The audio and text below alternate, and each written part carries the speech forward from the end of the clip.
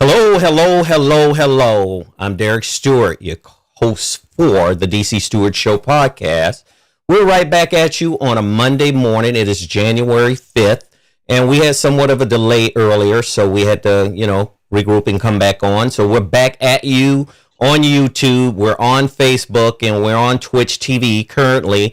I have my kinfolk Isaiah, and I have my kinfolk Najee here. You are currently on the DC Stewart Show Podcast live. And this is about the rawest sports talk you can find, and we're doing it every week, and we're gonna be here for the duration. So we wanted to let you know that, and we hope everybody had a great weekend. So we're gonna be recapping weekend sports. So let's get right into it, and we're gonna talk a little bit about Black Monday, which is D-Day for a lot of coaches in the NFL. The NFL is a very strange to me phenomenon in a lot of ways because it's a corporate conglomerate, but it interjects sports, which is entertainment, into it. And a lot of these coaches that you see, technically they're teachers. I don't coach to me equates to teacher, and I hope everybody understands that. If you had a PE teacher in elementary school, you had a coach. You had a PE teacher in middle, you had a coach. You had a high school coach, it was a teacher, because these people teach at the school. So let's get into a little bit of Monday morning, and let's get to the main one, which happened yesterday, because a lot of teams start early. They start on Sunday. Some even start earlier, but usually Sunday. Looks like Raheem Morris and Terry Fontenot got fired yesterday. Now, I have some issues with that. Although Arthur Blank is one of my favorite owners, I love him to death. I was there in Atlanta when he bought that team from the Smith family. Rankin Smith and his family sold the team, and Arthur Blank picked it up. He carried it to the next level, and he really took it over the top. Arthur Blank is one of the original founders of Home Depot, and he bought the team. So he really put that team on the map in Atlanta. They were only a half away from a Super Bowl, which we'll talk about that later. But I'm going to get right into the meat and potatoes of all of it. Raheem Morris got fired after technically 2 years. He went 8-9 in both years, technically. And when he went 8-9, to me, I think that's not acceptable because it's not a winning season. Because if you're not at 500, you're technically below where you need to be. However, when he took that team over, that team wasn't in great shape. And he was on his way, I think he was on his way to putting together a team that could be competitive in the NFC South. And if you look at the NFC South as one of the weakest divisions in football, I'm going to start this thing out, and I'm going to ask Najee first. Najee, do you think it was the right thing to do for Arthur Blank to fire Raheem Morris and Terry Fontenot? No, I mean you didn't give them a chance to really develop anything, man. Like you already said, they was already a not established team. So of course, what you really going to be able to do in 2 years, unless you had a team that's already well equipped and ready to compete in any type of battle. But I mean, you already gave him a garbage team. He had to try to build up the team, make the team better, but then you get rid of him before he get to really do anything. Like in 2 seasons, what are you doing in 2 seasons? Look how many coaches that's been in any franchise that don't win anything, and they either stay neutral or get a little better. You can give them two years is nothing to do with anything, especially a garbage team. If you was a good team, if you was already a good team, like for example, let's go with the Patriots, the Chiefs. They already won Super Bowls. Now, if you put that man on the team and they can't win Super Bowls no more, then of course it means because you're supposed to be able to elevate that team already. But if you put a team in there like the Jets and you expect him to just be better in 2 seasons, when they really don't have anybody besides Praise Hall, and that's it. That's it. They just showed yesterday after they freak, freaking lost the last game they had. That was the only team, and even as you guys are older than me, they haven't. They didn't win. They didn't get a interception the entire season. I thought that was. I thought that was somebody was trolling, but ESPN put it out. That was a team since I think the '70s, since anybody will have a full season. Mind you, 17 games now. It's not 16 no more. A full season and nobody get a pick? 17 games. And you tell me you don't get a pick. One pick, one interception in any quarter. That's a lot, bro. That's a lot of football not to get an interception. That's just me. That is a great point, Najee, and I'll say the same because and it's a good comparison. I think it's a great comparison in the fact that some other teams, they did worse. And let me just clarify everything with every person that's watching football, whether it's college or mainly pro, because we're covering pro today. Each owner is different. Each owner has his own personality. Each owner has his own way of doing things. It's just like anything else. When you're working for an organization, you work for one here, you go down the street. The one down the street could be the same industry, but they're running it different. And Arthur Blank, I feel like he feels like he's running out of time. I think he feels that way because Arthur Blank is very late in age and he doesn't look great. I seen him at the game against the Rams on that Monday night, at least from the perspective I was watching it on TV, and he doesn't look that great. And I think he's just to the point now where he would rather just blow it all up and start over again, which to me is the worst thing that you could do because you got to bring in a new GM and then you got to bring in a new coach to do that. I'm going to get to Isaiah and say, listen, Isaiah, what do you think about this whole scenario? Because I think it stinks, to be honest with you. Well, I'm looking at it a tad different because on the one side, I'm checking it out where I didn't think the coach and GM had enough time to rekindle a relationship with a team and build from scratch and build a powerhouse team. But then on the other side, from a perspective of a guy who's frail looking and look like he's about ready to check out of here, he's got a sense of urgency where he want to build a team and pass it off to his son. And of course, when you do something like that, DC and Isaac, Najee, I think that he has somebody in mind, definitely two people in mind, DC, because if you can your GM and your coach, that GM probably don't want the coach. So he's already got a GM in mind. So the GM going to bring his own guy. So why would you bring a GM and then have the GM fire the coach? But and then on the other hand, just fire both of them and just clean the slate and then start from scratch.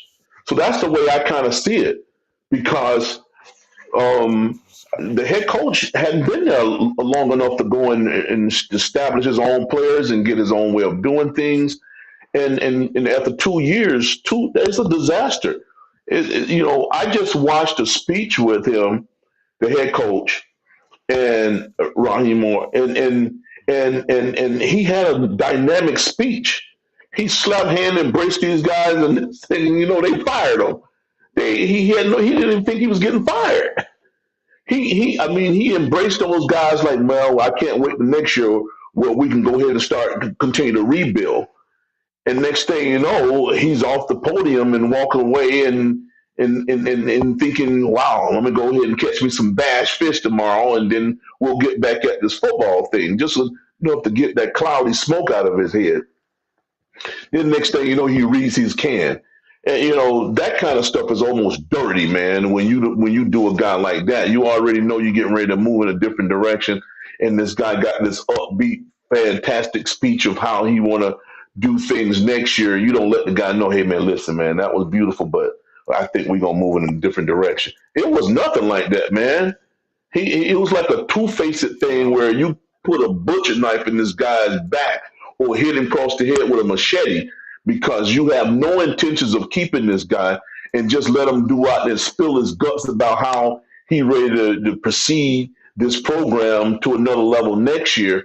And then he hear that he's got fired, and then the GM is fired too, man. That's almost some heinous, wicked type of stuff to do a person, man. When you kind of respect a person and then you just don't believe he's going to do the job for you, you let the guy know up front. You don't want this guy go in there and pull off a speech like that in the media and all this friends and peers and the team is in there listening to him, and then you stab him in the back, man. That was kind of cruel in my book. Yeah. I agree. And you know what? Raheem Morris has been coaching in the NFL since 2002 when he came in as a defensive backs coach. And he came in as a quality control, I think it says here, defensive quality control coach before he actually took a position coach, responsibility, which he did. And he worked his way up. He was the head coach of the Tampa Bay Buccaneers for a short time as well. And I have nothing but positive things to say about Raheem Morris because you could tell he's a positive person. I mean, I've heard him speak. He's very intelligent. He knows football. He coached the Rams. He was a defensive coordinator on that championship Rams team with Aaron Donald, and Ndamukong Suh and all those guys were on that defense. So what does he not know for him to be able to come into an organization like Atlanta? And I'm not throwing any shade on Arthur Blank because I actually like Arthur Blank. So I'm not going to say anything negative and bad about Arthur Blank. I think Arthur Blank has just come to a point where he wants instant results. And obviously, in this real world we live in today, you're not going to get it. You're not going to get those instant results because it takes time. And it takes time in sports because it's very difficult to win a game in professional sports, period. Whether you're playing in the NFL, whether you're playing in the NBA, wherever you're playing, it's very, very difficult to get wins in the professional level. Happening in Dallas, DC. It's the same thing happening in Dallas. You got an old, frail owner who's got a sense of urgency, need to win right now, and they pulling stunts like this. I mean, Jerry hadn't fired a coach in a while, but he sure the hell want to win. Well, he just hired Schottenheimer, Brian Schottenheimer. That's 1 year, right? I believe that's 1 year, right, Najee? Well, what I'm saying before he gave the prior coach about 5-6 years, and it wasn't going right, so he finally pulled the trigger because he know he want to win, and he's decrepit and he's ready to win right now because he's thinking he's going to check out any minute. So that's why I'm saying they got a lot of similarities. Arthur Blank and Jerry Jones. They old and they want to win right now. It's the same thing what happening in with the Raiders before the owner passed away over there. Al Davis. So yes. Al Davis, before Al Davis passed, he was delusional like that too. Just before he passed, he was trying to win and see a championship before he check out. But to his demise, he never got that. Absolutely. So, question: do you think it's the roster? Anybody that's the stars on the team that wanted him out? No, I don't think so. I very highly doubt that because Raheem was a player's coach. He was a player's coach. And unless they were doing things behind his back, which is possible, I mean, you don't always have a handful of people that's going to be disgruntled, right? Was behind his back, shit. The firing was behind his back. I just told you the man had a dynamic speech, and then next thing you know, he get ready to get out of his car and get a text message. This is only me saying this, but at least they didn't tell him why he was on the podium. He found out another way. Instead of telling the man we're going to move in a different direction, he ran that chest bumping and high fiving. Next thing you know, they taking a machete to his back. And that's what I'm talking about, man. Tell the man, well, listen, man. Because Robinson, the running back, Bijan, the running back for that team. Yeah. So I used to wonder why his numbers are so inconsistent like that. Because he'll have like 140 yards. So next thing you know, I said, oh boy, he's supposed to eat against who had a bad rushing defense, the Bills. Next thing you know, he only get 40 yards with them. So I'm like, bro, what's going on? They was like, it's really the coaching because the way how he's orchestrating their offense, he is inconsistent, and you can tell he's frustrated between him wanting to get not only want to get his stats, but then of course they want them to win. Because me personally, I think the Falcons have too much talent They have a ton of talent. They have a ton of talent, especially on that defense. If you saw that defense, they have a great. We never know that, and maybe Arthur Blank probably feel that way. Yeah. So I mean, for that much talent for you to be under 500, I mean, So I guess, yeah. Well, circumstances is different in sports, and it's very different in the NFL than it is from college. It's the next level up. So you got bigger, faster, stronger players. And what I'm trying to actually say is every team technically is somewhat on an even level when it comes to talent now. There's very few teams that don't have very talented players anymore. I mean, back in the 80s, the 70s and the 80s, you had top-heavy teams like the Dallas Cowboys. They had very talented players. The Pittsburgh Steelers, they had very talented players. So those teams ran dynasties. The San Francisco 49ers, they had dominant players.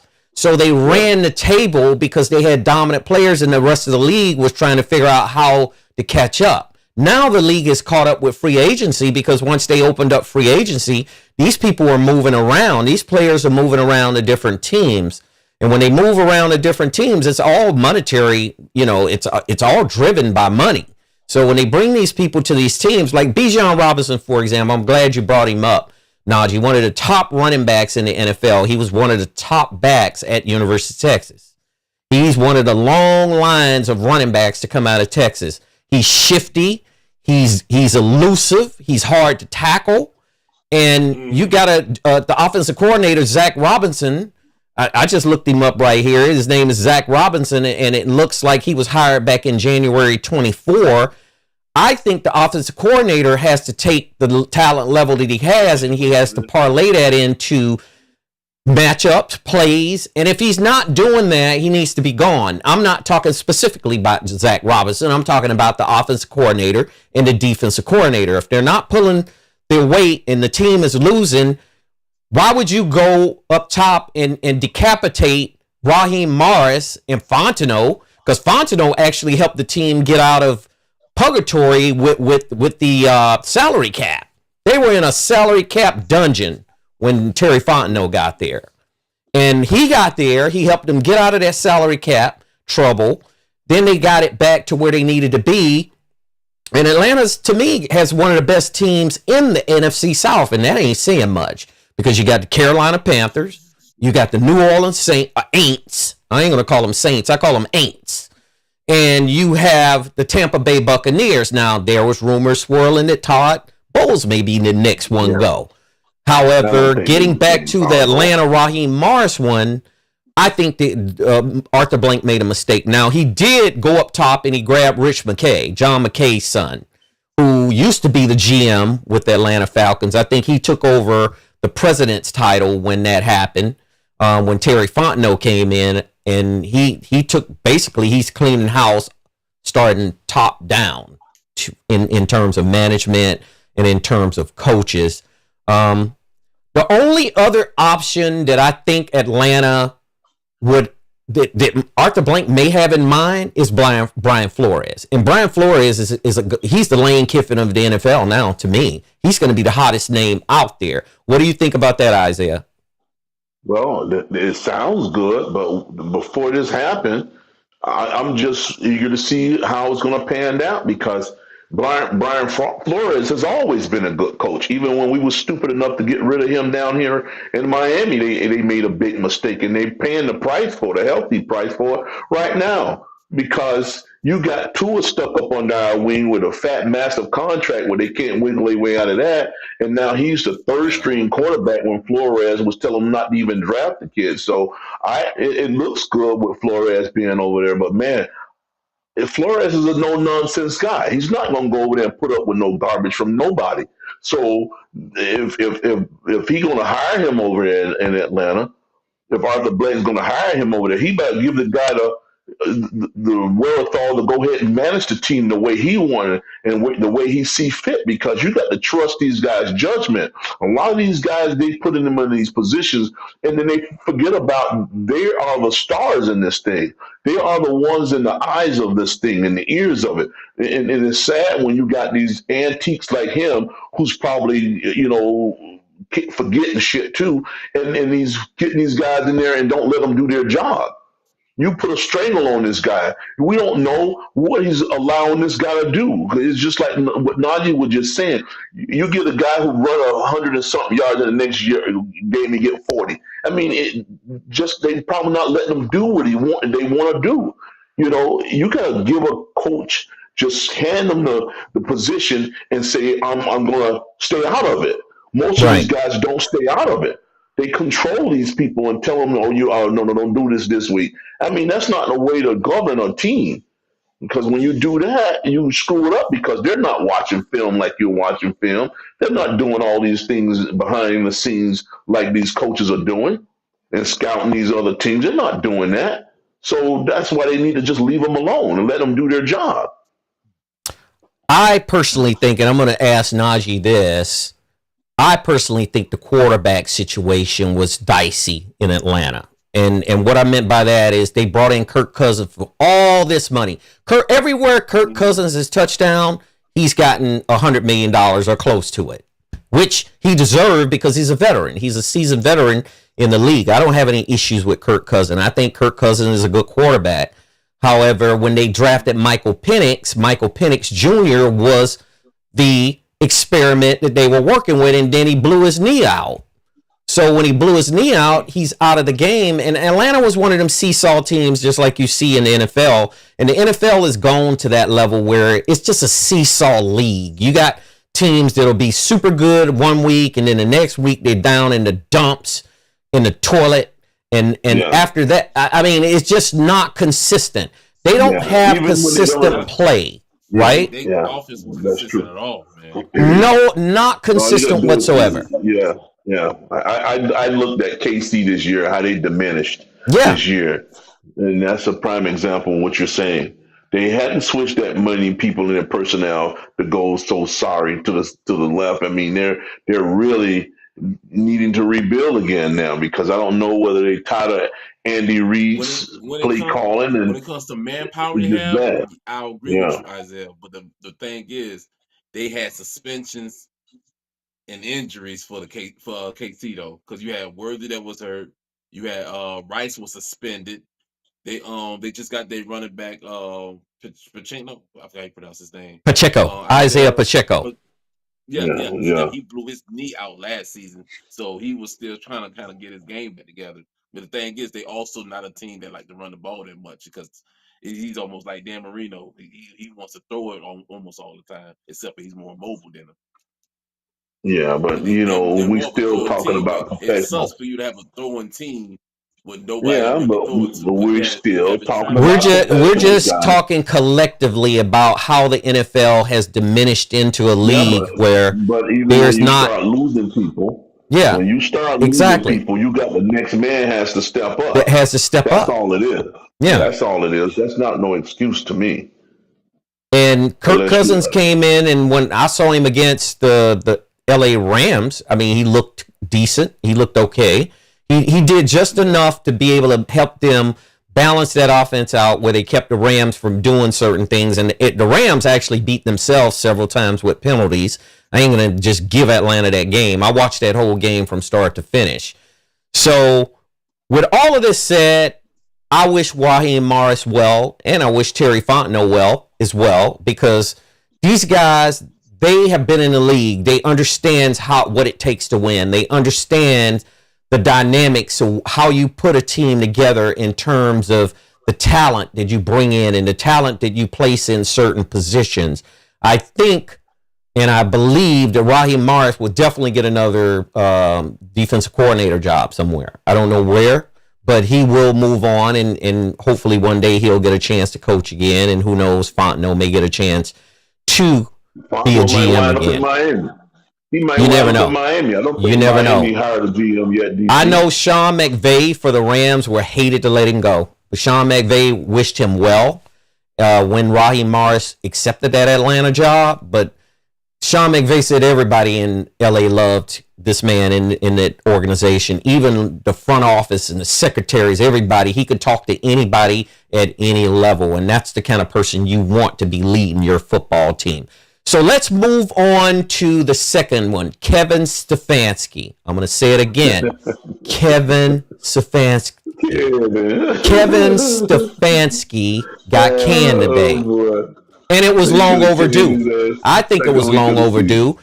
It was long Yeah. overdue because he underperformed as a head coach for the last several years, for sure. Because there was years that he had Cleveland competitive, and they were able to play at a higher level. And me and you and Eddie, our guests on Saturday, had that discussion about the Cleveland Browns organization. They have a lot of soul searching to do, you know. And if they don't do that soul searching with Jimmy Haslam leading the way as the owner, they're going to stay in the toilet. They're not going anywhere. Now, they have the defense together. The defense seems to be solid for Cleveland. However, that offense has been a disaster. And that disaster sits solely on Kevin Stefanski's inability to be able to develop players into potential all-pro players, even at the quarterback position, at every position, because there was a lot of dissension within the organization in the locker room level with certain players that didn't like certain things and so on. So I'm going to start with you, Isaiah, and ask you, was it long overdue? Did Haslam make the right decision to go ahead and part company with Kevin Stefanski? Yeah, absolutely, man. He should have been gone the second week of the season. You know, he had this personal vendetta against players, and then he pick and choose. Has nothing to do with the talent. He just was a personality type of thing with him. He just stuck up the place, and that's not leadership, man. You get the best man forward, play the guy, and leave him alone. Coach him well, and just leave him alone. So he just made a disaster out of the team. I mean, a good coach going to put aside everything else but winning, putting the best talent out there on the field. And I see that he had no way of doing that. He didn't have that way of saying, okay, this is my starter. I'm going to go with this guy, and I'm going to play this guy and let everybody else sit on the sidelines and let me go ahead and start winning games. He didn't have that type of frame of mind, and that's the reason why the team fell so dramatically this year. Yep. So, Najee, it looks like he went a regular season record of approximately 45-56, which is a 446 winning percentage. Roughly career record 46-58, and I don't see that as success. I don't see that as success at any level. I mean, at any sport. When you done lost 58 games and you won 48 games, that's a 442 winning percentage. You're not even cracking 500. You know, so why would you keep a guy like that around for the circus to continue? The youth fair. I don't know, but many people don't know what the youth fair means. Right now, but yes, the circus would have continued if he would have stayed. There was nothing going to change. You know. So if Shador's going to be they starting quarterback, at least starting with another coach, and they both will be fresh with each other. He going to give them. He's gonna give them plays to execute and have them be successful. Don't have him being under a cloud that he's already gonna feel uncomfortable. He got to feel like he got to show everybody he's worthy and all that stuff. It's not a great atmosphere to want to be successful in. Mm-hmm. Yeah, it looked like he was fired after 6 years with the Browns, and the GM Andrew Berry he's remaining with the team. So obviously, I think Jimmy Haslam decided just to get rid of Stefanski because he was the center of attention in the media ecosystem when it came to that team and what some of the things that was going on in that locker room. If you're a head coach and you can't keep your locker room straight, you need to be gone. You can't keep that locker room in check, you need to be gone because you are the factor in that situation. That so when the Dolphins don't get rid of their coach. Well, I predicted that he'll stay. I don't think he's going anywhere, but I could be wrong because we're still. It's 11 o'clock in the morning here on the West Coast. Don't let Najee bait you into that, man. You just said it. Listen, man, don't let Najee bait you in there because he's only saying that because Tua was dry snitching. Yeah, man. Hey, listen, you let Najee bait you in there if you want to. That franchise is a circus. Hey. DC, you know what Najee judging that up on because Tua was out there dry snitching saying guys be late to the meetings and then they're not showing up to certain things and all of that, and it seems like the whole team is in disarray. The team is going to be that way. Yeah, there's no way you're going to have a successful team. No way. You imagine acting like a fool. Yeah, but the guy who was dry snitching is on the damn bench now. He's third string. How about that one? Yeah, how long that's going to be. They're not going to pay a third string quarterback that much money. No, because they gonna short order him out. How many stamps think they need in the pack on the box? Isaiah, we just got through talking about the Cleveland Browns. Their quarterback is making more than Tua, and he's sitting on the bench. You tell me when the last time he touched the field. Tell me that, and he's got guaranteed money. No, man. What's the guy's name who came from Texas, DC, and he got injured? He was on hottest. Man, the fifth string. Yeah, Deshaun Watson is still with the Cleveland Browns. His day is coming too. They gonna 06 him up out of there as soon as that contract expires. You can rest assured of that. Rehab and blew it again. Yeah. Hey, he ain't been hurt all this time. No, he has not been hurt all this time. No, he has not, man. He retore last January. Okay. As a mobile quarterback, you definitely need your Achilles. He hadn't been hurt all this whole time. He hasn't played a damn down. And even when he gets fixed, when he gets his rehab in, he's still not going to play. You watch. Okay, so here's the thing. And since you brought Mike McDaniels up for the Dolphins, and you said the Dolphins, but I know it's Mike McDaniels we're referring to. Mike McDaniel's record is 35 wins and 32 losses. Kevin Stefanski's record wasn't even close to that. Wasn't even close. Now, Mike McDaniel in 2022 went 9-8 in his first season. 2023, he went 11-6. Now, he's still 0-1 in the playoffs. He never got him beyond that first, level to the playoffs. 24, he was 8-9, and right now he's 2-7. I wouldn't even compare the two. I wouldn't compare Mike McDaniel to Kevin Stefanski because Kevin Stefanski didn't care about developing his quarterbacks. And I'm not going to say quarterback. I'm going to say quarterbacks. He had Dylan Gabriel in there first, and then he had Joe Flacco in there first, and then he finally had enough pressure on him to put Shador in there. And when he put Shador in there, he just chose to just let Shador play without any kind of guidance, in my opinion. And they were giving him the damn wrong playbook on his wrist, DC. Whatever he did, I would say Mike McDaniel's situation is much different than Kevin Stefanski. They sabotaged this kid, man. They sabotaged this kid. Yeah. So let's move on to this next one. And this next one is I kind of thought this was coming. You got Pete Carroll that he only spent 1 year with the Raiders. I know Antonio Pierce is just sitting somewhere with a glass of champagne and thinking about how insecure Mark Davis is because Mark Davis likes big name coaches. He likes those high profile type of coaches that he can bring in and they get instant credibility and they bring the fans to the games and be able to do certain things that a coach that you don't have a lot of high profile, nature to, they tend to not, and Mark Davis tend to shy away from them type of coaches. So here's the thing. He fired Pete Carroll, and my next guess is maybe he can rehire Chucky. Do you think he can rehire Chucky, Isaiah? If he could do it, if the NFL does not have anything in place to keep him from rehiring John Gruden, I'm pretty sure that name is going to pop up on his radar. Wouldn't you say? Okay. If he does that, he's dumber than he looks. Then he looks weird.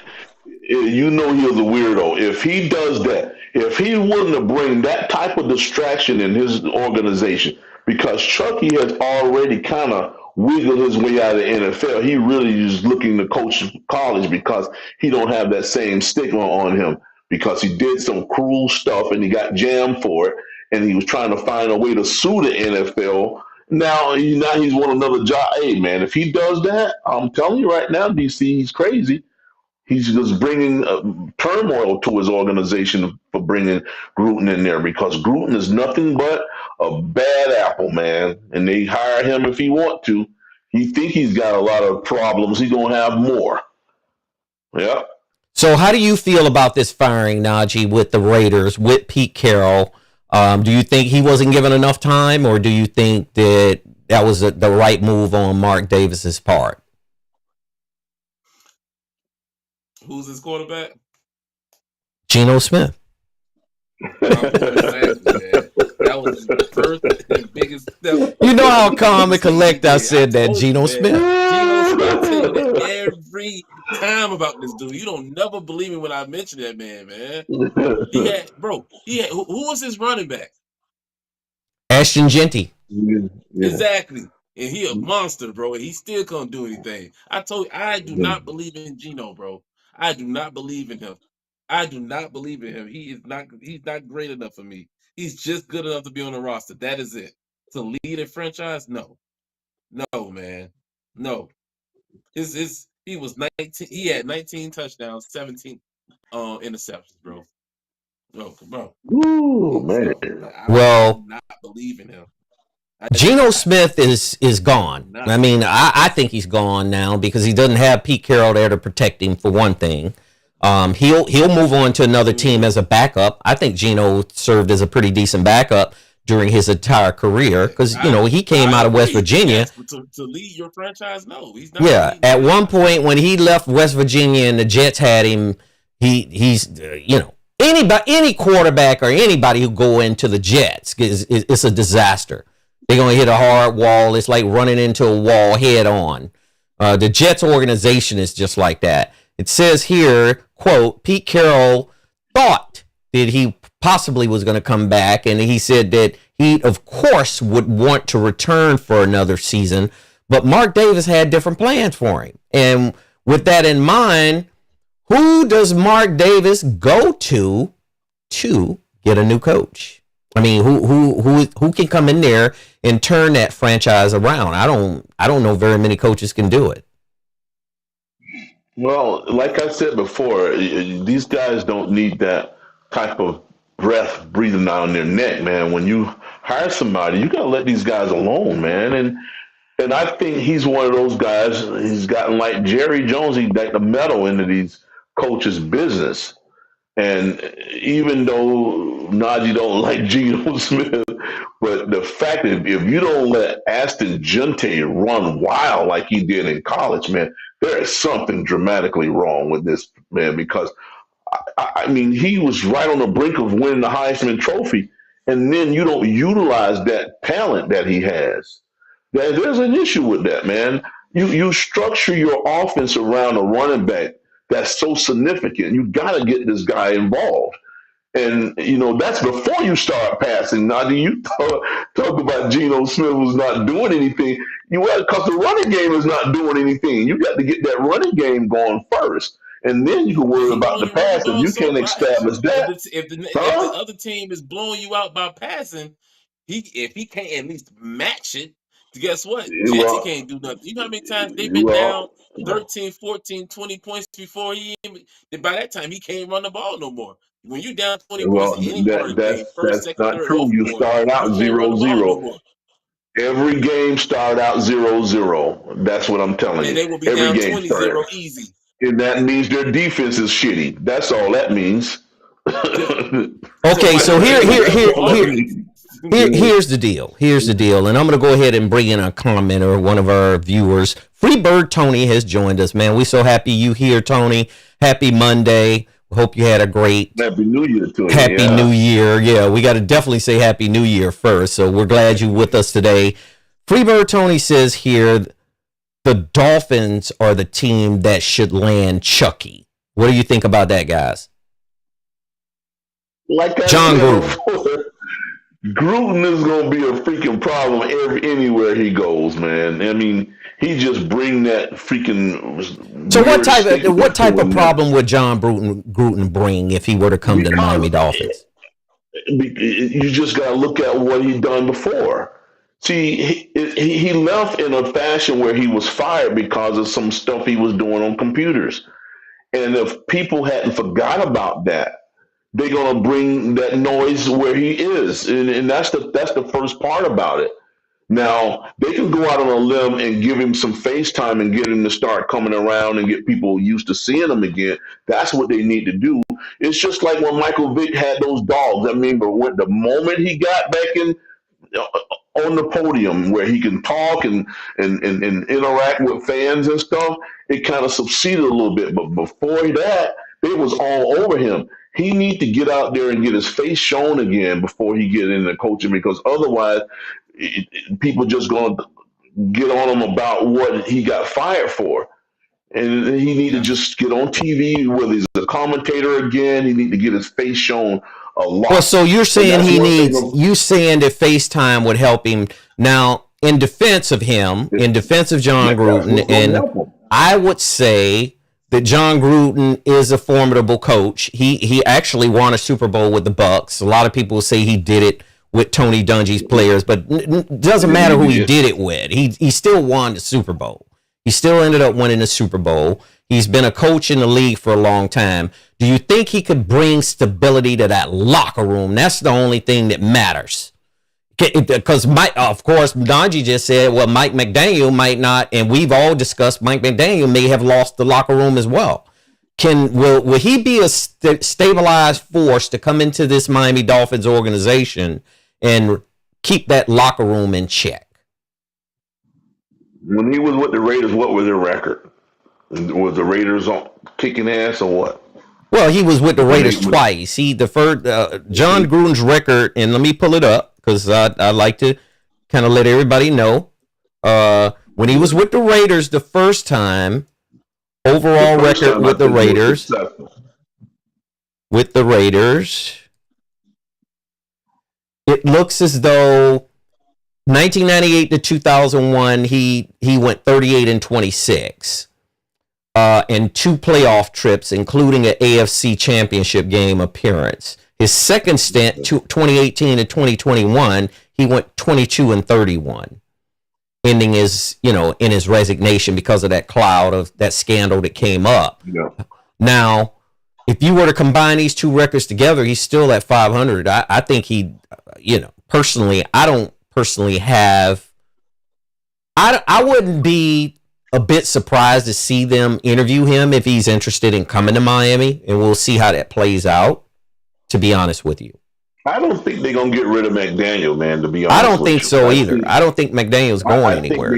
They like him. I think they think he's a good play caller, but they're not. I don't think they're going to move away from him because they could have done it already. Mm-hmm. And if they was going to do it, they should have done it already. He's not safe yet. It's still Black Monday. I think it's 2:00 East Coast time right now, right? Some teams just get to it a little bit later than others, right? What they waiting on, happy hour? Yeah, they waiting on happy hour. They waiting on happy hour where Stephen Ross and the guys can go out and talk it over and say, you know what do we do with him? I don't think he's going anywhere though, honestly. No, man.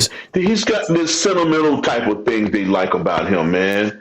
It's more than coaching. They like his personality, man, and they like how he interact with the players too. I think he's a tad soft because I've been saying that, is a way of being stern and rugged with these guys and then being soft, because I've never seen the stern and rugged side of him. I've seen the soft part of him all the time.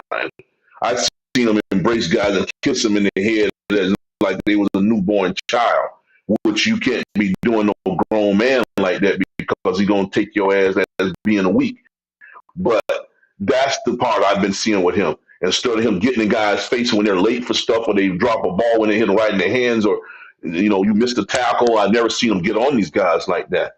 And then for Tua to go out there and dry snitch on them saying that they wasn't going to the meetings and stuff like that, that was just extra added scrutiny with him as being a leader when you letting these guys off the hook when they're doing something wrong. They're violating the team policies.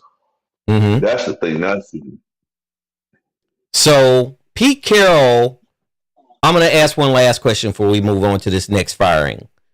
Is this the end of the road for him for head coaching in NFL?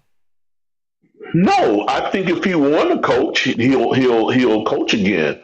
because his track record speaks for itself. He's always been a winner. And in this case, I think it would just rush to judgment. He was only there for a year, right? He was only there for a year. There for a year. Yeah. So that's what. Man, and listen, they brought in Chip Kelly to help that offense develop with Ashton Jeanty because they drafted him first round, and they brought in Chip Kelly, who's an innovative offensive mind, at least the perception is. And he ended up having to fire Chip Kelly, and I think he had pressure to fire Chip Kelly. I don't even know if he wanted to do it, to be honest, on his own strength. I think he got pressure from upstairs to get rid of Chip Kelly. Same time, right? They came in at the same time. Yeah, that's not right. I mean, I don't know whether he got pressure in there, but wow, that's bad. You bring a guy in with you and you fire him before the year is out. Wow, that is disastrous. Damn. Well, I think Pete Carroll can coach, and I know Pete Carroll can coach, and if he decides he wants to stay in the NFL, he can. But even if Pete Carroll wanted to come back to the college level, I think he could. Before Chuck could get one, though, DC. You think so? Yes, I think he'll get a job before Chuck can get one. I guarantee you that. Yeah, well, we'll see. It's just perplexing to me how they go about making decisions, firing coaches. We're like 3 months away from the NFL draft, the 2026 draft. And when you don't have a coach and a GM, you got to start all over again. You got to get a strategy together. They need to come in and put a strategy together and be able to draft based on what's the next best thing is needed for their team in terms of players. And if they don't do that, it's just going to be a revolving door for Mark Davis with coaches. I don't see it as being successful. He's used to that revolving door. He's been making a lot of decisions of late. Ever since he got the team, really, from his dad, he's been doing that. So he should be used to it by now. Absolutely. Yeah.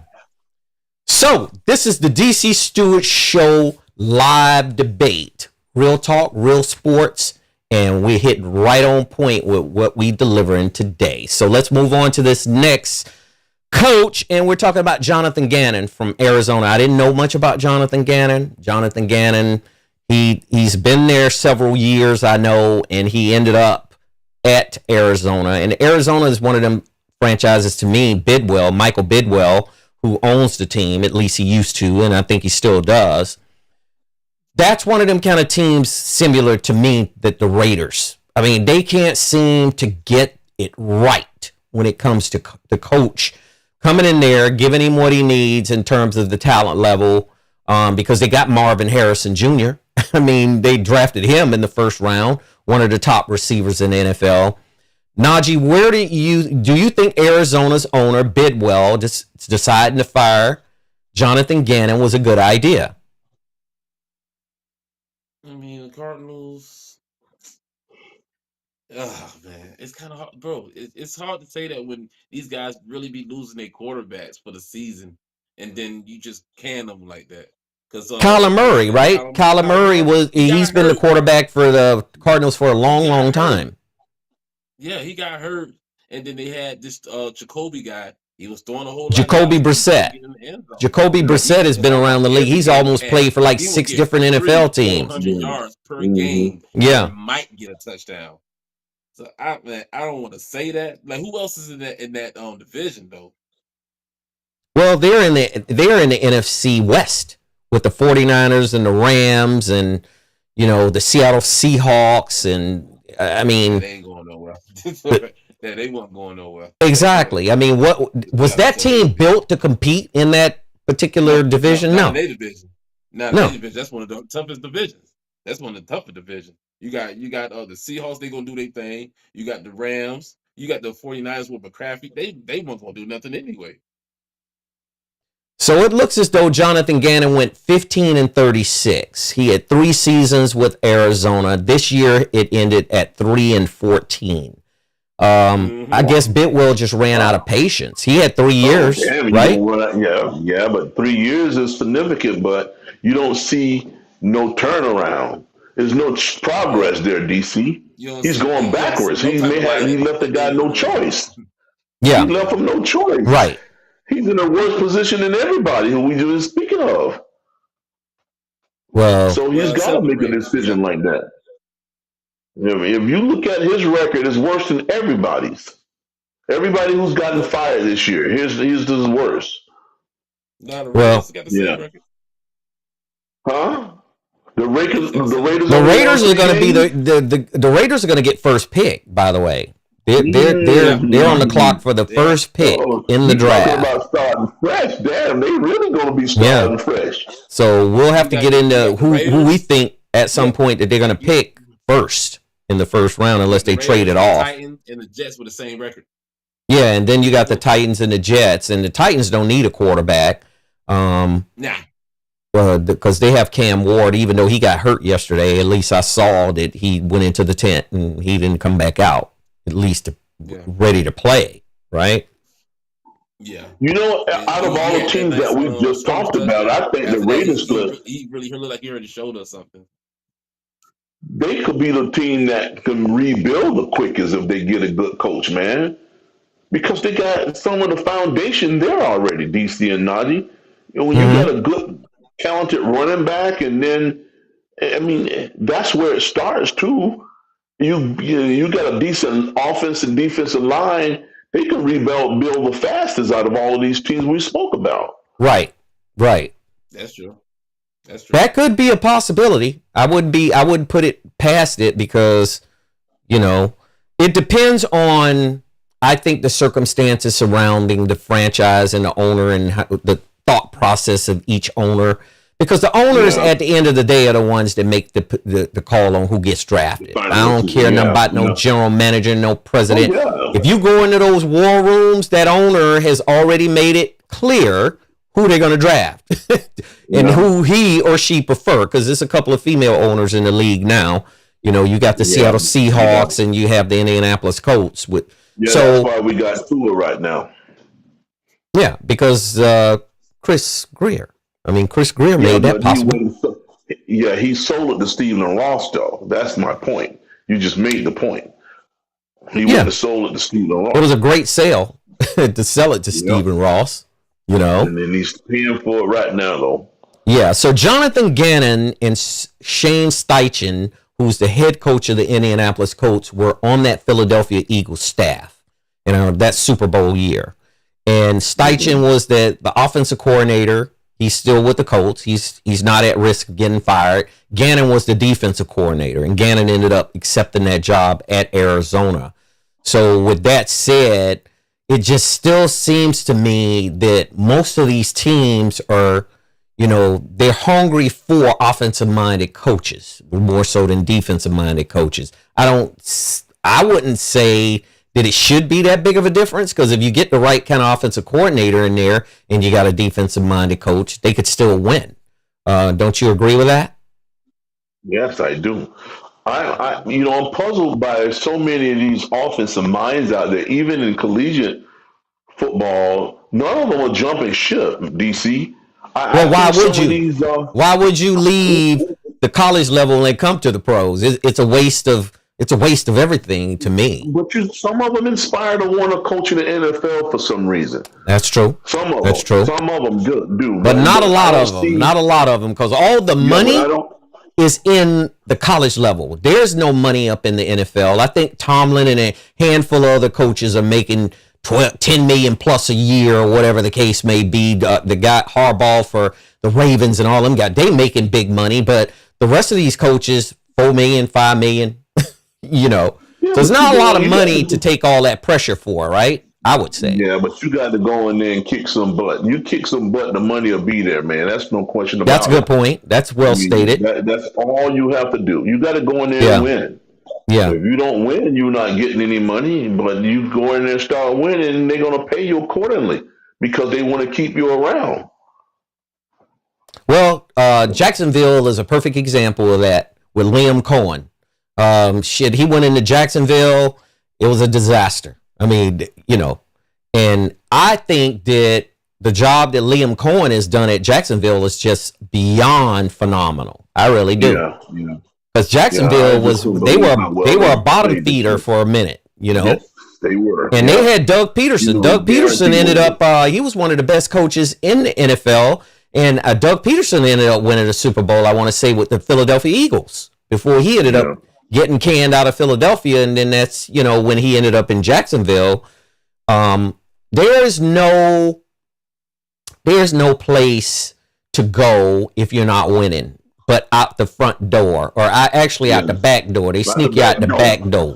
They get you out that back door, because at the end of the day, winning is everything. Losing, don't nobody remember you finished second. I was telling my wife that the other day, we was watching a game, or actually we was watching these long distance runners, and one runner came in, he was number one, and the second runner came in, he was number two.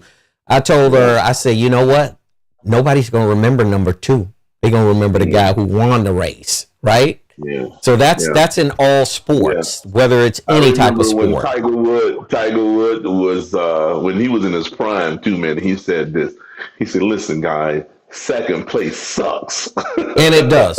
It does. Because you remember when the Buffalo Bills went to all those Super Bowls. They went to four, didn't they? They lost all four of them. And it was like second place because they went there, but they lost. So it's second place.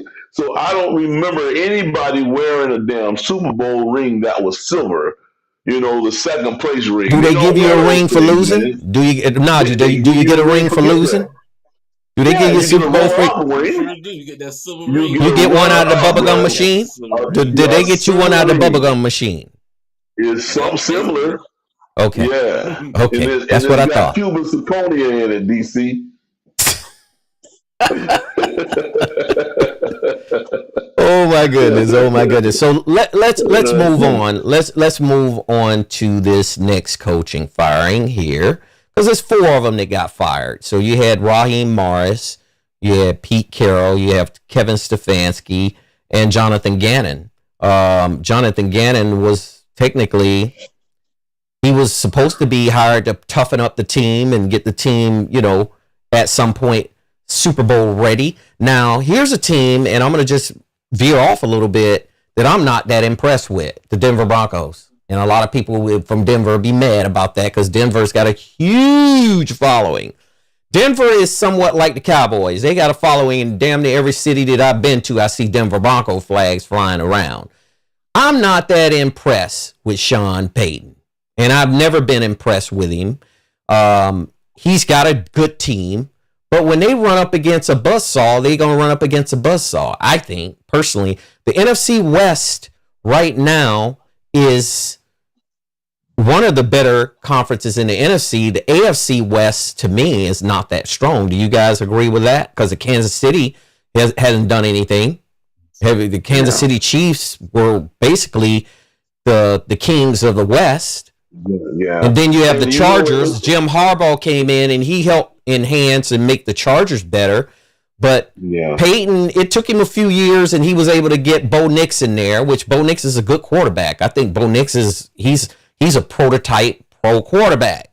Bo Nix is one of them old throwback type of quarterbacks. He's strong, he can throw, he can run. But does Denver have everything that it takes to get where they need to be? And I'm going to ask Najee that. They're one of the more well-balanced teams. I'll give you that.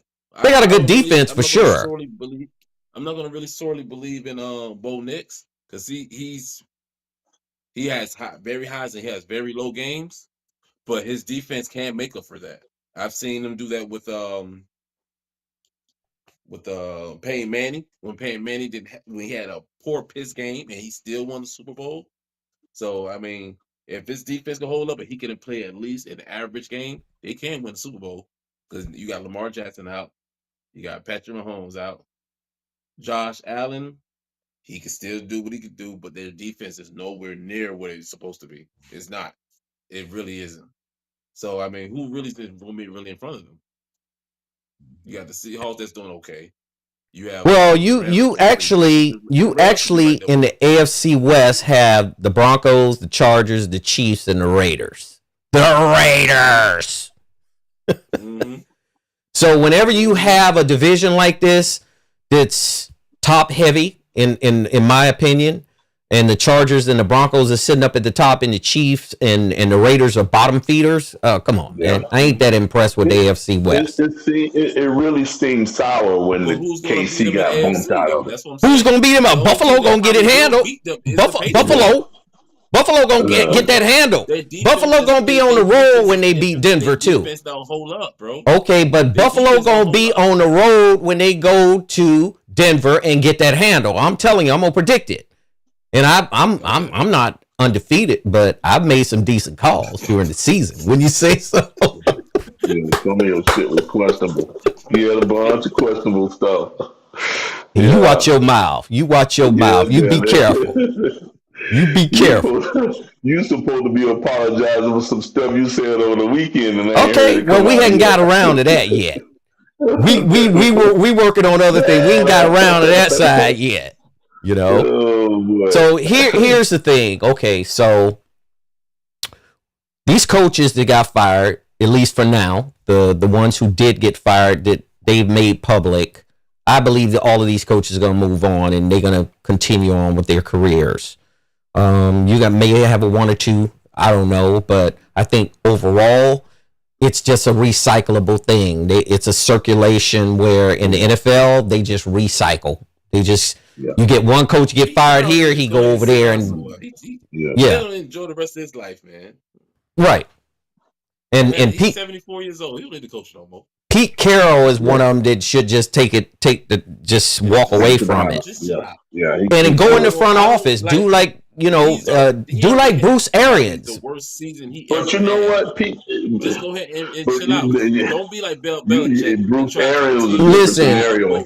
Pete Carroll needs to be upstairs as a president or a CEO of an organization and pull what Bruce Arians did. Walk away from it, man. You don't need that headache. That was different, bro. That was different.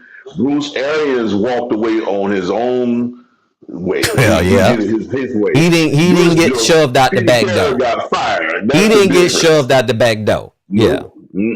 That's the difference. That's true. And he's still calling shots over in Tampa Bay. Otherwise, Todd Bowles will be on this list that we're talking about. Todd Bowles will be in the unemployment line, right? That's right. Yep. And they're going to tell Todd Bowles, hey, man. We were talking about how Belichick is so out of sync. Pete Carroll's actually older than Bill. Yes, he is. But he looked much younger and much more better shape than any head coach I know in the league, even the young ones. Pete Carroll be out there jumping around, running with these guys, tackling them and catching passes. Pete Carroll is got the fountain of youth forever. And I knew when he was here in LA coaching. When he was younger, DC, he looked like he was younger than he was. When he was in his 40s, he looked like he was in his 20s, man. He's always had that youthful look about him. Yeah, he was the defensive coordinator for the 49ers back in the 80s. I remember that. Pete Carroll was. So Pete Carroll is going to be around. Like I say, if he really wants to do it the right way, go upstairs. I wouldn't be down there on that field taking that pressure, getting canned, because that's a pretty bad. That's a bad mark on your reputation, as far as I'm concerned. Yeah, but you got to understand, these guys they get energized by the excitement of being on the sideline, and it's not the same when you're in the booth or behind the scenes. They don't feel that. They want to be out there where all the excitement is. Right. So they get that adrenaline when they're going out there on the field, just like the players. Look at that's the reason why you got some players that don't want to retire, man. They've been doing it all their life. Now their talent has declined, but they don't want to give it up. Their body telling them, man, go sit down somewhere. Yeah. But your mind telling you, man, I still could do it. And that's right. And that's the difference. Yeah. So let's move on to this next subject and topic, and we're going to talk a little bit about the game last night. The game last night, which is the Pittsburgh Steelers, Baltimore Ravens, had a ton of value riding on it for both teams. That was a beautiful game. They were riding dirty. Both teams were riding dirty, and let me give a second of accolades for Lamar Jackson. Lamar Jackson did everything that he needed to do last night to show that he's an all-pro quarterback, league most valuable player multiple times.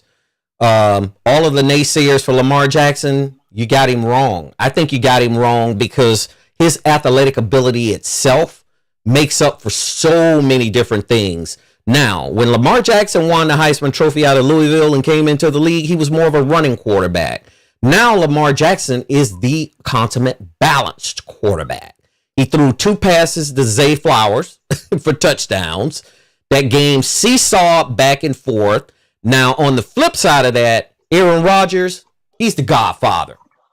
Aaron Rodgers is the freaking godfather for the NFL right now. Because Aaron Rodgers, he never gave up. He played his tail off last night. And that was one of the best football games I have seen in the last 20 years. With the way the score was seesawing back and forth, with the way these teams was beating up on each other back and forth. Head cracking too. And there was some head cracking, and it's always been that way because these teams hate each other, in terms of, T-Sizzle, Terrell Suggs say, they knew I didn't like him. And Joey Porter and all them guys on the Pittsburgh side said the same thing. I'm going to start this thing out with Najee. I ain't trying to rub it in on you, but your Ravens lost last night. Explain how they lost. What do you think were the factors? I know what the factor was, and I argued with Isaiah last night about it. He put me on blast, or at least he tried, but he couldn't. Damn it. Najee, tell us why the Ravens lost last night when they had everything right there in winning. They could have won. I would say the kicker only, but it was the defense too, man. The defense was awful. Now, how old is Aaron Rodgers? I can pull his age up. Aaron Rodgers? Let me know. He's 40. He's 42, I think. He's 42. Okay. Aaron Rodgers, you spot on. 42. Mind you, Aaron Rodgers don't even run the ball that much. He's not a freaking scrimmage quarterback. When I see him last night, 20 plus yards, piss me off. Piss me off. So I'm blaming it solely on the defense because the way I felt nervous about the game because they had this stigma about Lamar that he plays great throughout the season. When it really counts, he folds like a lawn chair. So as I'm watching the game, I kept it in the back of my mind, but I said, let me be positive because this is my team, this is my quarterback. He played a marvelous game. He had a yes, he did. His defense folded and let him go, bro. Even when he had the last pass to the tight end Likely. It was a great pass and it was an awesome catch. Bro, I'm telling you, I'm at work screaming, yes, God, yes, kick this field goal. Let's win it. Let's win it. The co-workers come checking on me, seeing what's going on, saying, "You okay?" I said, yeah, but the Ravens going to win. The Ravens going to win it. Next thing you know, I told them, I said to myself, maybe should have probably ran one more play. But I said, don't fumble it, don't pick it. So guess what? Go ahead and take the time all the way down to like 2 seconds. They brought it down in 2 seconds. Let's go. I said, let's win it. Let's win it. That man, the kicker didn't look like he was nervous or nothing. So I said, no, he looked like he was ready to go. As a matter of fact, Najee, he was over there rehearsing his kicks before they even gave him an opportunity. He looked so poised, man, and so relaxed. I just knew he was gonna nail that kick, That's man. Why I just knew we won it. I did too. I was sitting there watching it. They gave it to him like on a silver platter, man. They got way within his range to kick it. It wasn't a matter of fact that it wasn't long enough. Exactly. He just was off. It man, was let me so tell you wide something. right. I said, oh, no. I said, oh, man. I said, it took me like 2 hours to stop thinking about the game. Well, here's the thing. We got 2 hours. All I gotta say is nobody should be blaming Lamar for that. Nobody. Even last year, to be honest, if you want to be sorely honest, even last year that wasn't Lamar's fault. That was Mark Andrews' fault when he kept dropping easy passes and he fumbled the ball when they was about to score. So I remember that one. I remember that play. He really just, bro. He just. On Lamar Jackson's side, it's more bad luck, bro. Because I'm like, his teammates is letting him down when he really needs them to excel. Well, I thought everybody stepped up on the Ravens offense, and like you say, there were some question marks on that defense with that defensive back slipping down, and things like that happen. But when you slip down on a play like that and you leave Pittsburgh's receiver wide open for a touchdown, that was Aaron Rodgers was like at a park, a playground. He just couldn't believe it. I mean, the receiver was wide open. Yeah. And the Ravens defense has got some work to do, and they got the offseason to prepare for it. Yes, they do. The thing that I had with the kicker is, man, they pay you to kick. That's all you got to do. They pay you to kick. You don't have to go out there and make no tackles. You don't have to go out there and get your head knocked in. You don't have to go out there and do very much of anything, even with practice. From my experience with practice, the kicker don't practice with the team. The kicker is on the other end by himself down there with a kicking coach. That's what they don't. And they pay you to kick a field goal through the two uprights. And in a game, listen, a game like last night, you got to make that kick. You got to make that kick. I'm not going to blame the young man because he's a rookie. And if they'd have kept Justin Tucker, I believe that's the ex-kicker's name, right? If they'd have kept Tucker, that would have been a chip shot for Tucker. But they didn't. Easy. That would have been a chip shot. The Ravens would have been they would have been celebrating it last night. But on behalf of Mike Tomlin, I'm happy for Mike Tomlin. I'm happy for the Pittsburgh Steelers. I'm happy for Aaron Rodgers that they were able to pull this game out. However, on the flip side of that, and this is what me and Isaiah butted heads about last night, they pay you to kick. They pay you to kick. Now, Todd Monken, to me, they started trying to protect what they had. Instead of, if it was me, I would have probably went for a whole nother play with that amount of time that they had left to even get it a little bit closer. They had three timeouts, and then yes. And then they got protectionists with it. We're playing not to lose. We're not going to fumble it, or we're not going to throw a pick. We're just going to try to position it right in the middle of the field for our kicker. I'm the type of person is, look, you call another play and give it to Derrick Henry if you have to. That's what I would have done. I'd have made sure Henry got it. You see, listen what you guys don't forget. They wasn't really counting on Derrick Henry because he been dropping balls, bro. He fumbled 2 or 3 times in the last 3 or 4 games. So they wasn't willing to put the ball in his hands, man. You know how many times they hit Derrick in the backfield for minus yards? They was game tackling him like crazy last night. Well, you could put some of that on the offensive line if he getting tackled in the backfield, correct? And that's what you could put it on because they were drilling him, man. Yeah, dude, he was getting drilled in the backfield. The moment they were getting penetration, and he was getting tackled in the backfield. Yes, that is so true. So they didn't want to get a ball to him. They wanted to rely on whatever the case may have been. They should have went for another play instead of trying to get really safe and really, I'm gonna just because Lamar, all they did was position it right in the middle of the field for the kicker, and he missed. He missed the freaking kick. DC. The reason why they did that because they knew a field goal would win the game. If we would have hit our extra point, they would have been trying to get a touchdown, DC. That's what you guys fail to realize. Our kicker missed the extra point. Okay. So instead of them trying to score a touchdown, they just want to get a field goal and be safe and just win by 1 point. That's where they went wrong. They had enough time and they had timeouts to drive down that field because they had a couple big plays, man, in that drive that got them on the 20-something yard line. And then they had a couple of timeouts left. They elected to burn those timeouts to run that clock down to 2 seconds where they could be safe and kick it because that was their safest option. And they failed, man. That's why I was like, they were stupid last night. That was stupid, man. They could have won that game. Well, if like I said before, if they wouldn't have got really trying to play not to lose and they wanted to run the timeout and kick a field goal and go home, which was one of the biggest games of the year because the division championship was riding on it. Anytime you got the championship riding on it, you need to take that extra risk and go and do what you got to do. Look, I'm going for broke on you. If I lose, I'm going to lose, but at least I got a lot to be proud of because I went for broke. I didn't just try to protect and get down there and then run the timeout, and then you got a rookie kicker to come in and miss the kick. That's the mentality of these guys, man. They want to do everything safe, and that's why look at Najee playing man. not to lose. Najee ain't got much to say. Najee ain't got no smile on his face. Man, yes, he would have had the nicest smile because he got nice teeth. You would have showed all of his teeth today, man. Had no guy lost.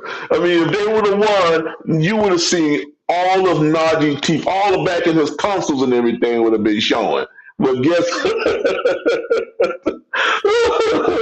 so man, when they lost, that's the only thing I could think of, DC, man. Najee gonna come in here with his hat backwards and he gonna be like this. What in the hell happened last night? Because even in the post game interview, Lamar Thomas was saying he was still trying to process this. Lamar Jackson, yeah, Lamar Jackson. Sorry, yeah, Jackson. He was saying he was still trying to process this because he just knew that they were going to win. Everybody knew that they were going to win. How many? Isaiah, let me ask you a question. How many yards was that kick? How many yards was that kick? The ball. I don't know the exact yards, but they gave it to him on the 26-yard line, where it was well within his range, DC. And I'm telling you, this was a freaking 100% shot for him to hit this thing. I'm telling you. Just like you were mentioning how his job is to just kick and everybody else is doing whatever they want to do and their coaches is on their back watching everything and the kicker is off to the side, text message his girlfriend, text message his jump off. He's not concentrating on the damn game and all of a sudden, hey man, it's time for you to come in here and kick the ball. Concentration is off. I don't think any of that equated to last night. It was a 44-yard field goal. In the NFL, a 44-yard field goal is supposed to be made. It was supposed to be guaranteed. Unless the weather is being... It was no damn wind. It was no damn unfavorable. Wind. There was no wind, man. It was no damn wind, man. Come on. Right. If you thinking about the most win I've seen is when we watched the college game last week with them and all. That was a windy game. When they had those flags on the top of the uprights and you see the flags going shifted one way or the other, that's when you can see the wind. And there was none of that last night. He just missed that thing. Well, and you can't blame it on being a rookie either, man, because you tried to ease that in there. I heard you. Yeah, I didn't listen. I'm not protecting this kicker as a rookie. I'm just saying I just brought the terminology up. DC. Well, you mentioned it. You ain't got no business. He's a pro. Hang on, Isaiah. Before that miss, he hit 30 of 33 of the season. That's 90%, bro. Yes. 30. 90% until the night that it was the most important kick. Season. Yeah. So to me, if I'm doing the math, that 90% flips over. What does 90% look like upside down? That's the way I'm looking at it. What does 90% look like upside down? It's 0.9, right?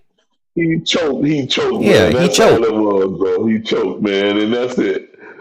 Well, oh my God. According to reports here, Ravens kicker Tyler Loop and fiance bombarded with vile messages after the season-ending miss.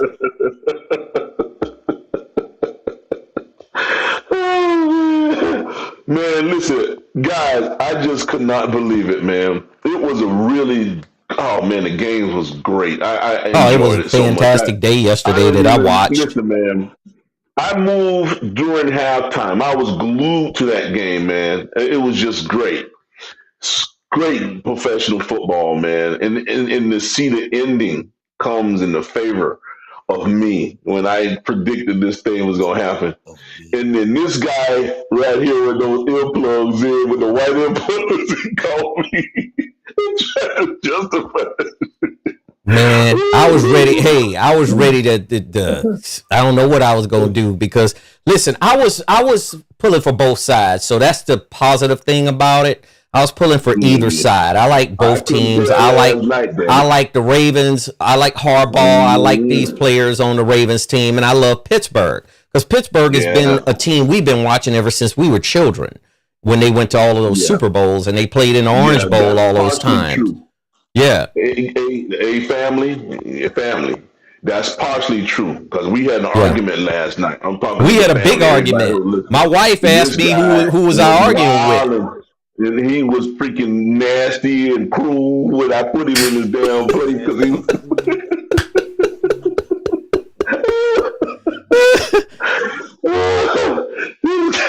You dirty lowdown! You dirty lowdown! What can I say? What can I say?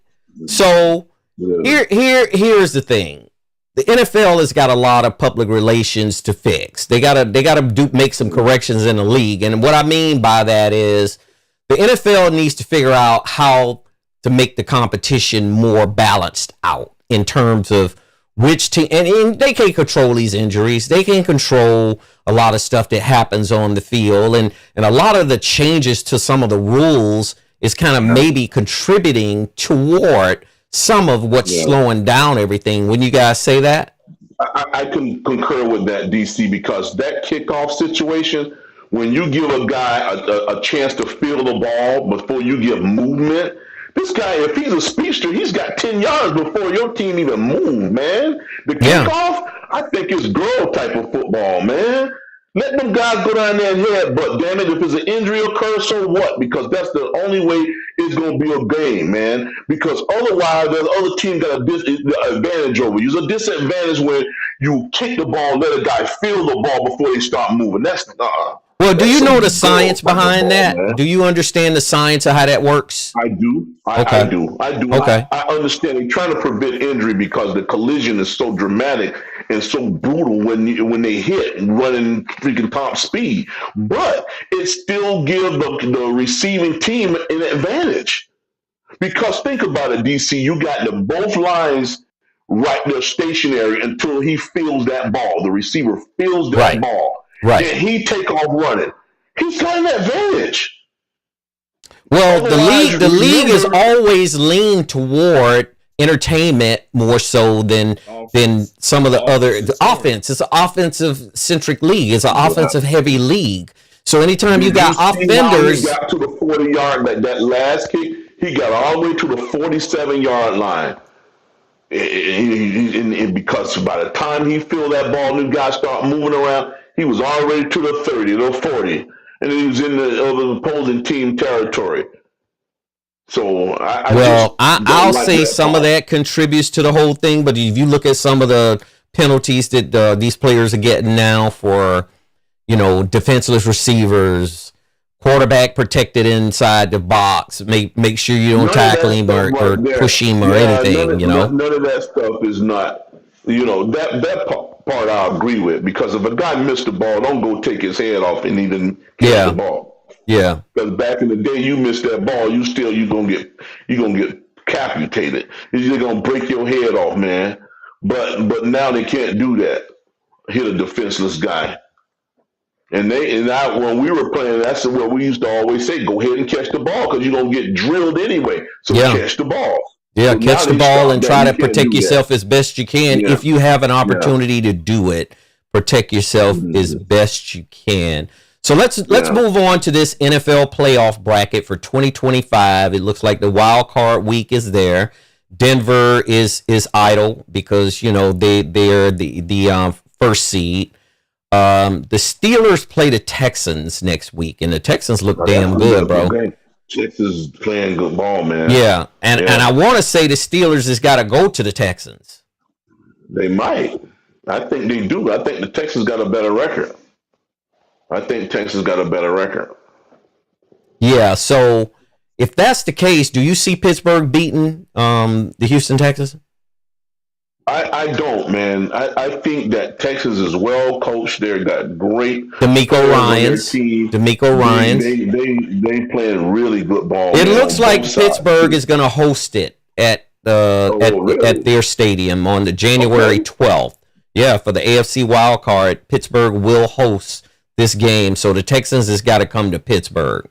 I'm pulling for Pittsburgh, though. Which I find that weird because the Texans have a better record, though. Yeah, they do. They do have a better record. But I'm pulling for Pittsburgh anyway. So. But the Pittsburgh ended up winning the division, though. So that might have something to do with it. That's the reason why? It could. Yeah, at least that might. I'm not 100% sure. Maybe somebody could correct us. The Jaguars, which is amazing, won their division. Okay. Yeah, so it looks like the Bills versus the Jaguars. Who do you got out of that one? The Bills and the Jags? I got the Jags. Yeah. So I'm going to go with the Steelers. You going with the Steelers? I'm gonna go with I'm gonna go and I'm gonna be contrary to you guys. I'm gonna say Houston gonna go in there and get it handled. Okay. How about that? Yeah. Okay. Call me with a napkin. You're entitled to. Well, I lost the game last night because I predicted that Baltimore was gonna get it handled, with the exception of a missed kick. Right? Oh. Yeah. It doesn't matter what the hell circumstances were. The L and the W is the thing that matters. Yeah. And you was talking about the guy should have slipped when he bombed it. When Aaron Rodgers threw that bomb on the end when that guy slipped. You see, damn, why he slipped. I wouldn't have slipped. If it would have been me out there covering that receiver, I wouldn't have slipped down. I'd have made the play. No, he just would have flat out outran your ass. You would have had to slip. Oh my goodness. Oh my goodness. So it looks like the Jacksonville Jaguars are going to be at home against the Bills, but I'm predicting the Bills is going to go in there and they're going to beat Jacksonville at home. And it looks as though, because I'm telling you, the Bills' defense is not what it used to be. We'll see. That's next weekend, right, DC? Yes, all of these games are next weekend. Yeah, we should go to that game. So the last one, enough for you to go up there, Najee. We should meet and go to that game. That might be something that you want to think about. What game that game start? What time the game What time start? the Jacksonville and the Bills start? At 1 p.m. on Sunday, and I'm assuming that's 4 p.m. 1 p.m. here is 4 p.m. in East. It's 1 p.m. here. It's 1 p.m. there, so it started at 10 in the morning here then. Wow. Okay.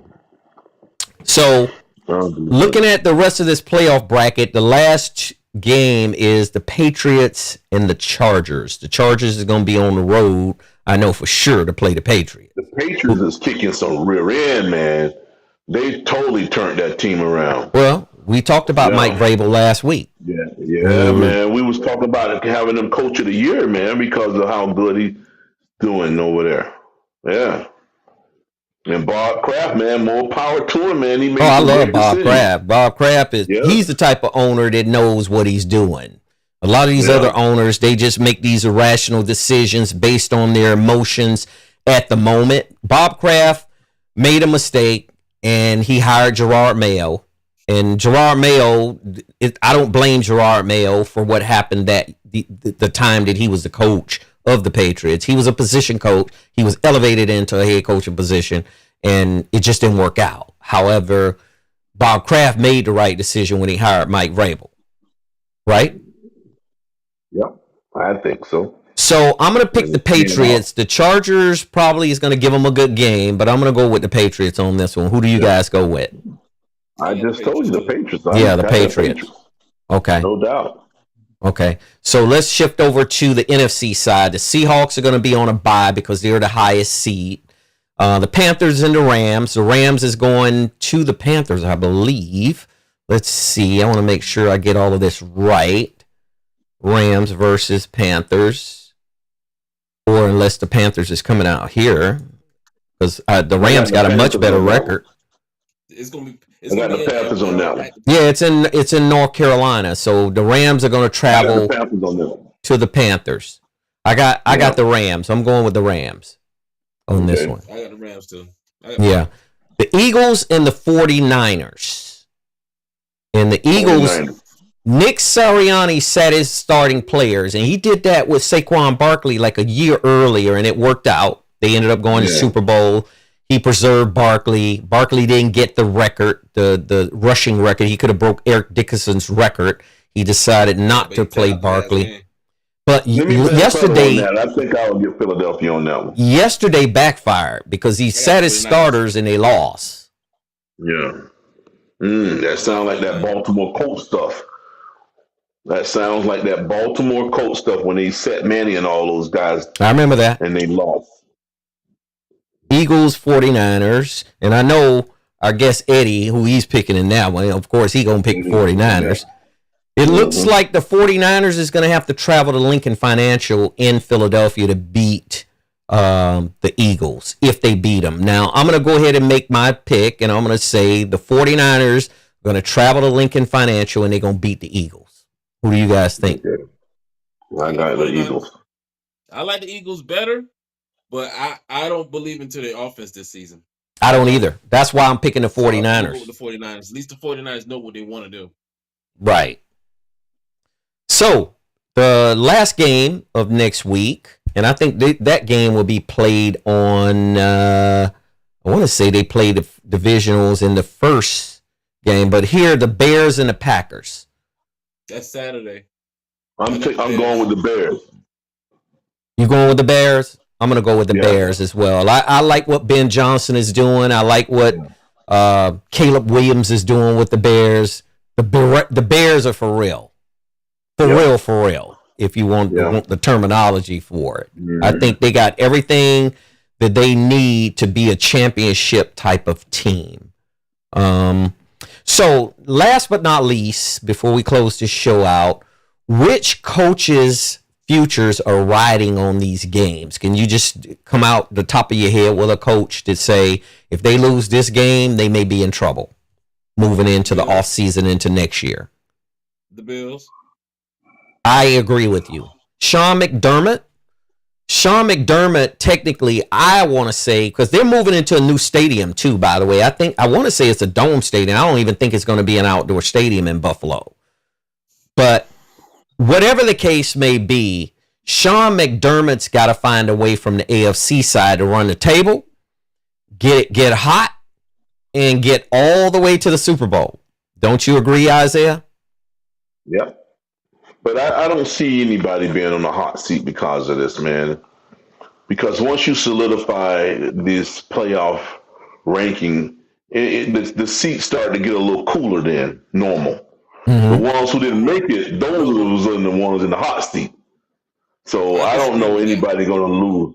Okay, well, that's your opinion, but I'm just telling you, I don't see anybody getting canned losing the first round. I don't. And let's see. Let's make note of that and see who get canned after this week's games. I agree with you, Isaiah, to that level. I think last night shut the naysayers down in the media in Pittsburgh for sure. They can't say nothing about Mike Tomlin. They can't at all. They have no room whatsoever. You got zero room to question this man's ability to be able to win games when he need to win, because at the end of the day, it's about wins and losses. And if they don't do that, he made it last night. Now, if he wouldn't have made it last night, if that kicker would have made that kick, it would have been a whole different conversation we're having today, because it would have been, well, he can never get to the playoffs. He can't win the big games and so on. One of the reasons why I was so enthused when that game was over, and that was part of our argument last night, is because they had a couple questionable plays, DC and Najee, at the goal line where they opted to go for it and didn't make it twice. Remember that? Mm-hmm. Which means that game wouldn't have been that tight. And then if they'd have lost, that's when he would have been in the that halftime bungle that they made, they should have figured out how to eat. I would have took the 3 points. If you down to 5 seconds and you down on the goal line, you take the 3 points. But it worked out. It worked out for him. It really worked out for him at the end. But what I'm saying to you, the game wouldn't have been in jeopardy like that for them to be needing a field goal to win it, because they missed 2 times where they was inside the 5 and came away with nothing. Right. Twice. Yeah. So that's what I'm saying, man.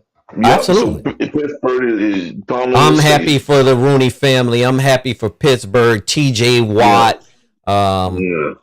Cameron Hayward. Cameron Cameron Haywood is he's a stable there. He's been with that franchise for how long? God knows how long. Him and his brother, they both, and their father, Ironhead Hayward, Craig Hayward, who used to play for the University of Pittsburgh, and he played for the Falcons for a while. He comes from a football family. It's a very classy organization. I'm happy for Pittsburgh. I really am. So we'll see what happens here. And one more thing is it looks like Ole Miss's quarterback, and we'll shift over to college before we close the show. Quarterback Trinidad Chambliss has agreed to a new deal that would have him return to the Mississippi Rebels in 2026 if the NCAA approves his pending waiver for 6th season of eligibility. His first season at Ole Miss, the former Division II star led the number 6 Rebels to a 13-1 record, which is the best in the history. A lot of players are trying to get these additional years with, waivers, or they're petitioning to come back for another year. It seems to me like they want to stay in school for the NIL money, wouldn't you say? Hell yeah, who the hell won't? Because you're going to make more money than you would make in pros, in the NFL. And you know what you're doing already. Usually it would be reversed where they want to leave early to get paid, but now they're making the money already. So they don't need to leave.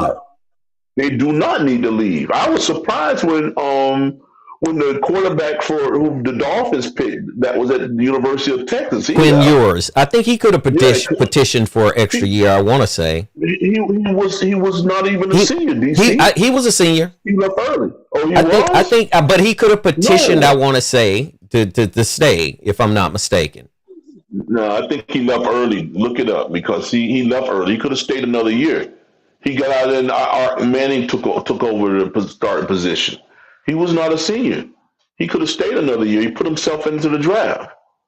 He was supposed to be a senior in 2022 high school class, but famously skipped his senior year to reclassify for the 2021 class and rolling early. And then he turned around and he ended up at Texas.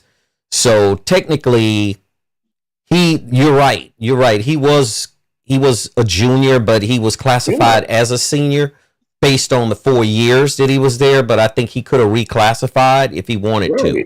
But he decided to move on. Move on and let Art Manning take the position. And I think Malachi Toney did the same thing with the University of Miami when he left high school, American Heritage early. That's why people always talking about how young he is too. Right. Najee, what do you think about Miami's chances with Ole Miss coming up this weekend? I mean, to be honest, I thought they beat the better team last week already. I thought they did too. They're I'm not throwing any shade on Mississippi though. Mississippi's got a good team. It's sky's the limit for them, because if they already beat a better team and they beat them, at a nice pace too. Why would they not beat a team that's worse than them?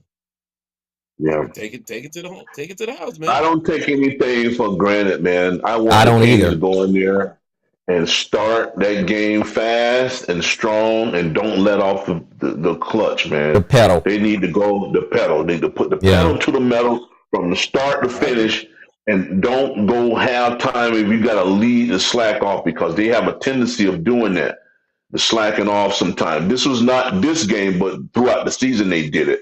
Right. And found themselves in a dogfight in some of those games. But they go in there and play fast and hard and gain tackle and get down the field and gain tackle. And when the runner back break, you see the receivers blocking downfield. That's the way to win. That's how they going. That's how you get it out. That's how you win in a situation like that. Yeah, you jump out early and you stay on top of this other team, because the quarterback, Trinidad Chambliss, he's very elusive. He's very hard to kind of get him into one spot to keep him. Yes. And he's going to be running because Mississippi, more is riding on it for, I think, Mississippi than it is Miami, from the perspective that Mississippi hadn't been in 50-something years to the national championship. Miami's won so many national championships. in between that time. So both teams has One got a might lot be riding dominating on them. it. But Yeah. because Miami has the opportunity to win this game and go home, and they'll be playing at home no matter who they play, whether it's Indiana or whether it's Oregon. They playing at home, and home is home. They're going to protect the house. To be playing Oregon in the national championship. Then more than likely they will. I'm confident that they will. And no slight against Indiana, but I just don't think that. Well, we'll see. That's where I'm going to leave it at. We'll see. So that pretty much wraps up this show. We wanted to cover some NBA topics, but we will do that later on in the week. The NBA is definitely, it's amongst us now. Once this college playoff, once that's over with the national championship, and then with the Super Bowl over, I think that we're going to be spending a lot of time talking about the NBA. I did see Draymond Green in Wemby's face the other day. It looked like he was up looking up because Wemby's so tall. You're always messing with somebody, man. I think what he's trying to do is intimidate that young man, but I don't think he's going to be able to be successful doing it. Right? How you intimidating guy? You got gray beard coming all out your face, and you ain't scared of him no looking more. Looking old and gray. Yeah, they ain't scared of him no more. He done got called out by so many people, man. Even Big Perk done called him out. Big Perk told him, "I'll meet you anywhere in the country, and we can go out and we can have a brunch. You want to go have a brunch?" He likes to impose his will on people that's not from this country because they the ones that kind of bend towards his demeanor. When it comes to everybody else that's of color, they don't go for that. They go back and forth with them. They be like, yeah, all right, I'm go ahead and bake you. But when it comes to anybody like Sabonis, anybody that's not from this country, correct, they kind of like fold on them because they don't act like that in their country. Mm-hmm. Trying to be a bully. He's bullying these guys. Absolutely. Absolutely. So we'll close this show. I'm going to go ahead and start with you, Isaiah, and we'll go to Najee. Happy New Year's to the family, you guys. It was a beautiful situation over the weekend with these football games, college and pro. And this week is going to be more exciting, so you guys keep watching this stuff so you understand what we're talking about come Monday and Saturday. So have a pleasant week. Be safe out here. It's a brand new year. You guys put them goals together and accomplish these goals, whether it's your health or your financial situation. Go at it. Don't let up. We enjoyed you. Bless up to everybody. Have a pleasant week. Absolutely. How about you, Najee? All right. Peace and blessing. Love God, because He's definitely going to love you. Audience, Happy New Year. I hope everybody had a great bringing into the new year. Everybody's healthy, safe, making their money. But I'm gonna tell you one thing: that guy right there, Isaiah, that's a guy I can tell you that's a true hater, man. Because he's a hater. Why is he a hater, Najee? His team was already eliminated, right? Right. I lost a nail biter. This man lost by 28 points yesterday and had the nerve to talk about my team. Bro, he wasn't even in the ballpark, bro. But he talks about my team in a nail biter. That's crazy. That shows you the type of mindset that old man has.